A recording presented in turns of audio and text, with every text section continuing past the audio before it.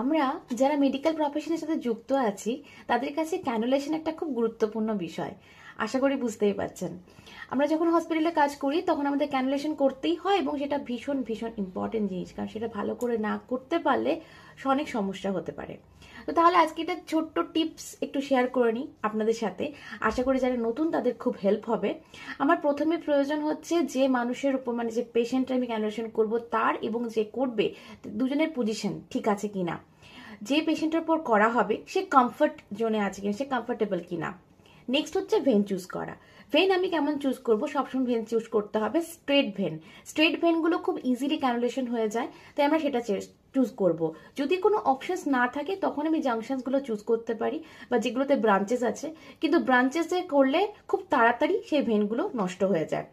তো সেটা মাথায় রাখতে হবে যে যদি করা হয় এমার্জেন্সি সিচুয়েশনে কিছুক্ষণ পরে চেঞ্জ করে নিউ একটা পজিশনে যেন করে দেওয়া হয়। নেক্সট হচ্ছে যে আমাকে ভেন যে আমি চুজ করলাম সেটা দেখতে হবে ভালো ব্লাড সাপ্লাই আছে কিনা।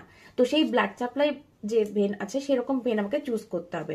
নেক্সট হচ্ছে আমাকে অবশ্যই চেষ্টা করতে হবে যেখানে কোনো ব্রুইজ ডিসকালারেশন হয়ে গেছে ভেন, বা কোনো মনে হচ্ছে ইনফেক্টেড ভেন, ওটা সেটাকে কখনোই আমি চুজ করবো না। অ্যাভয়েড করতে হবে ভেন্স ওভার আর্টারিজ অ্যান্ড টেন্ডন্স।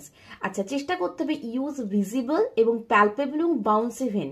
এগুলোতে থাকলে সেই ভেন দিয়ে মেডিকেশন পাঠানো আমাদের পক্ষে খুব ইজি হয়েছে এবং খুব ভালো ভেন চুজ করলে এটার সমস্যাটা মিটে যায়। এবং হচ্ছে অ্যাভয়েড করতে হবে আমাকে যখন যে সমস্ত নিয়ার যে আমাদের জয়েন্ট পয়েন্টগুলো আছে তার আশেপাশে আমি ভেন কখনোই চুজ করব না। ওকে, থ্যাংক ইউ।